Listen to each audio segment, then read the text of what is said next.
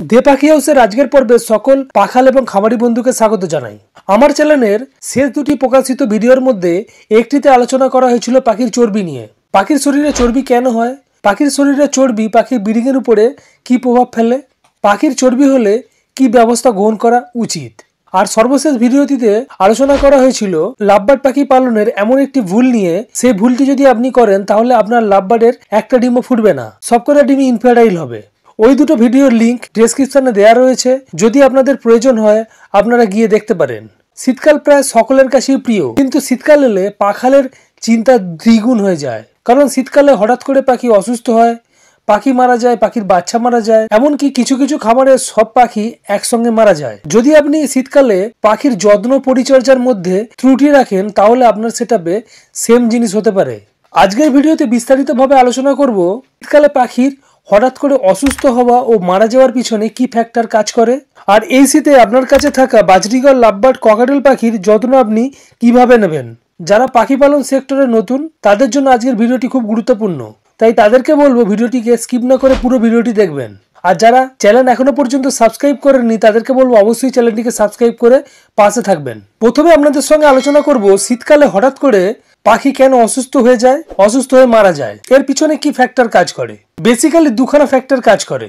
প্রথম যে কারণটি বা প্রথম যে ফ্যাক্টরটি সেটা হচ্ছে আমাদের সেটআপের টেম্পারেচার অতিরিক্ত পরিমাণে কমে যাওয়া। 2 নম্বর হচ্ছে পাখির শরীরেতে ঠান্ডা বাতাস লাগা। বেসিক্যালি এই দুটো কারণের জন্যই পাখিরা সহজে অসুস্থ হয়, অসুস্থ হয়ে গিয়ে মারা যায়। এরপরে আপনাদের সঙ্গে আলোচনা করব কি কি ব্যবস্থা গ্রহণ করলে বা কিভাবে যত্ন পরিচর্যার মধ্যে পাখিগুলোকে রাখলে আমাদের পাখিগুলো এই শীতকালে সুস্থ থাকবে, ভালো থাকবে। প্রথম যে জিনিসটা, আমাদের সেটআপের টেম্পারেচারকে 20 ডিগ্রির নিচে নামতে দিলে হবে না।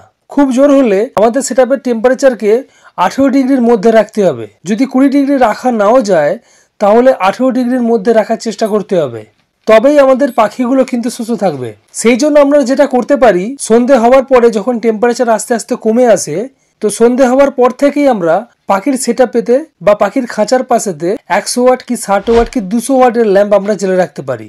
যদি আমাদের সেটআপ অনেকটা বড় হয় তাহলে 200 ওয়াটের ল্যাম্পের প্রয়োজন হবে। যদি আমাদের সেটআপ অনেকটা ছোট হয় তাহলে 100 ওয়াটের ল্যাম্পের প্রয়োজন হবে। আর যদি একটি মাত্র খাঁচা থাকে, তাতে যদি একজোড়া আমরা পাখি পালন করি তাহলে আমাদের 60 ওয়াটের ল্যাম্পেতেই হয়ে যাবে। যদি পাখির সেটআপের ভিতরেতে আমরা 100 ওয়াট, 60 ওয়াট কি 200 ওয়াটের ল্যাম্প আমরা জ্বেলে রাখতে পারি, তাহলে পাখির ঘরের টেম্পারেচার মোটামুটি আমরা কন্ট্রোল করতে পারবো। কোনোভাবেই আমাদের সেটআপের টেম্পারেচার 18 ডিগ্রির নিচে নামবে না। যদি 18 ডিগ্রির নিচে না নামে তাহলে আমাদের পাখিগুলো শীতে সহজে অসুস্থ হবে না, মারা যাবে না। এবার হয়তো আপনাদের মনের ভেতরে প্রশ্ন জাগতে পারে, সারা রাত যদি ল্যাম্প চলে তাহলে আমাদের পাখিগুলো ঘুমাবে কিভাবে। সেই জন্য আমরা যেটা করতে পারি, যেই দিকে ল্যাম্পটি থাকবে সেই দিক বরাবর পাখির খাঁচাকে আমরা কালো একটা কাপড় দিয়ে ঢেকে দিতে পারি। তাহলে পাখির কাছে খুব একটা বেশি আলো পৌঁছাবে না, পাখিরা ঘুমাতে পারবে। এবার যদি ধরুন আপনার সেটআপেতে আপনি ল্যাম্প জ্বেলে রেখেছেন কিন্তু হঠাৎ করে কারেন্ট চলে গেল, সেই মুহূর্তে আপনারা কি করবেন? সেই মুহূর্তে আপনারা হারিকেন ইউজ করতে পারেন, কিন্তু কোনোভাবেই কয়লার আঁচ ব্যবহার করতে যাবেন না। কয়লার আঁচ যদি ব্যবহার করেন তাহলে আপনার পাখিগুলো অসুস্থ হতে পারে, কারণ পাখিদের শ্বাসযন্ত্র খুবই সংবেদনশীল হয়ে থাকে। ধোঁয়া পাখিরা কিন্তু সহ্য করতে পারবে না, পাখিরা অসুস্থ হয়ে পড়বে, মারা পর্যন্ত যেতে পারে। তো অবশ্যই এই জিনিসটা কিন্তু আপনাদেরকে মাথায় রাখতে হবে। এইভাবে যদি আপনারা আপনাদের সেটআপকে পরিচালনা করেন, তাপমাত্রাকে কন্ট্রোল করেন, তাহলে আপনাদের পাখিগুলো দেখবেন শীতকালকে সহজে সার্ভাইভ করবে। 2 নম্বর যে জিনিসটা হচ্ছে ঠান্ডা বাতাস। ঠান্ডা বাতাস পাখির শরীরে কোনোভাবে ডাইরেক্টলি লাগতে দিলে চলবে না। সেই জন্য উত্তর দিককে সর্বক্ষণ আপনারা কভার আপ করে রাখবেন, দক্ষিণ দিকে ছোট্ট একটা ভেন্টিলেশন রেখে দেবেন। কারণ একেবারেই যদি আপনার সেটআপকে আপনারা কভার আপ করে দেন তাহলে কিন্তু আপনাদের সেটআপের ভিতরের তৈরি হওয়া দুর্গন্ধ বা গ্যাস আপনার সেটআপের বাইরে আসতে পারবে না, তাতেও কিন্তু আপনার পাখিরা অসুস্থ হতে পারে। তো আপনারা যখন আপনাদের সেটআপকে কভার আপ করবেন, ভেন্টিলেশনের অবশ্যই ব্যবস্থা রাখবেন। আর যদি আপনার কাছে একটা সিঙ্গেল খাঁচা থাকে তাহলে আপনারা যেটা করবেন, 3 দিক ঢেকে দেবেন, একদিক অল্প করে আপনারা খুলে রাখবেন, যাতে পাখিদের কোনো রকমের সমস্যা না হয়। পুরোপুরি এয়ার টাইট করে দেবেন না, পুরোপুরি এয়ার টাইট করলেও কিন্তু সমস্যা হতে পারে। আর যাদের রুফটপে সেটআপ, বারান্দায় সেটআপ, তারা অবশ্যই পলিথিন বা কাপড় দিয়ে নিজেদের সেটআপকে ঢেকে রাখবেন যখন ঠান্ডা বাতাস বইবে। না হলে কিন্তু আপনাদের পাখির শরীরে যদি ঠান্ডা বাতাস লাগে তাহলে কিন্তু আপনার পাখিগুলো সহজে অসুস্থ হয়ে পড়বে। আরেকটা জিনিস আপনাদেরকে মাথায় রাখতে হবে, কোনোভাবে যেন পাখির শরীরেতে শিশির বা কুয়াশা না গিয়ে পড়ে। আর যাদের টিনের চালের সেটআপ তাদেরকে একটু বেশি সতর্ক হতে হবে, টিনের চালের উপরেতে আরেকখানা ত্রিপল বা খড় দিয়ে আপনাদেরকে আরেকটা লেয়ার তৈরি করে দিতে হবে। যদি সেটা না করেন তাহলে কি হবে, ঘরের টেম্পারেচার এবং ঘরের বাইরের টিনের টেম্পারেচার অনেকটা তারতম্য ঘটবে এবং এই কুয়াশা বা এই জলীয় বাষ্প যখন টিনের সংস্পর্শে আসবে সেটা ঘনীভূত হয়ে গিয়ে টিনের পৃষ্ঠদেশ থেকে জল আকারে টোপে টোপে পড়বে। সেটা যদি পাখির শরীরে পড়ে তাহলে কিন্তু আপনার পাখিগুলো 100% অসুস্থ হবে। তো সেই জন্য অবশ্যই টিনের চালের উপরেতে ত্রিপল বা খড় দিয়ে আরেকখানা লেয়ার তৈরি করে দেবেন। এরপরের যে পয়েন্টটি বন্ধুরা, সেটা হচ্ছে পাখিদের শরীরেতে সারা দিনের মধ্যে কমসে কম 1 ঘন্টা সূর্যের আলো লাগার ব্যবস্থা আপনাদেরকে করে দিতে হবে। যদি সূর্যের আলো লাগার ব্যবস্থা আপনি করে দিতে পারেন তাহলে পাখির শরীর ইন্টারনালি হিট হবে এবং শীতকে তারা সহজে সার্ভাইভ করতে পারবে।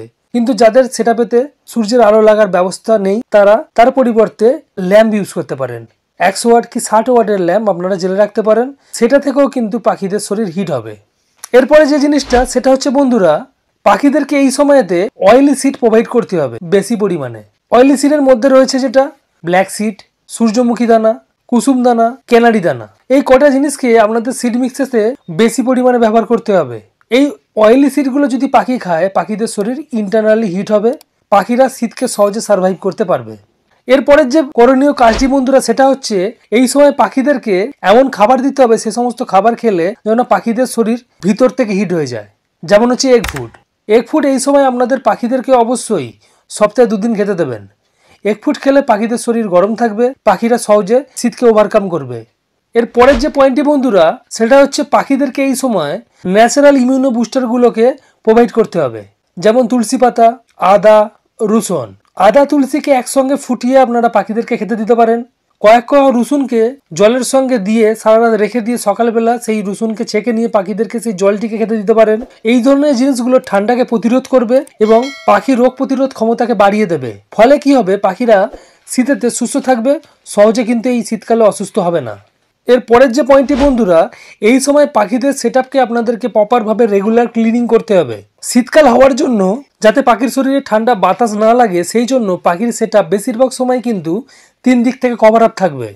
পাখির সেটআপে শুধুমাত্র ভেন্টিলেশনের জন্য অল্প একটু জায়গা ফাঁকা থাকবে, বাকি দিকগুলো কভার আপ থাকবে। তো আপনারা যদি পাখির খাঁচাকে বা পাখির সেটআপকে প্রপারভাবে ক্লিনিং না করেন তাহলে পাখির সেটআপের ভিতরেতে একটা দুর্গন্ধ তৈরি হবে, সেটাও কিন্তু পাখির জন্য খুবই অস্বাস্থ্যকর হবে এবং পাখিরা সহজে অসুস্থ হয়ে পড়বে। তো সেই জন্য এই শীতকালেতে পাখিদের সেটআপকে আপনারা প্রপারভাবে ক্লিনিং করবেন। দরকার হলে পাখিদের সেটআপেতে আপনারা এই সময়েতে নিম পাতা এবং হলুদ ফুটানো জল দিয়ে স্প্রে করে দেবেন।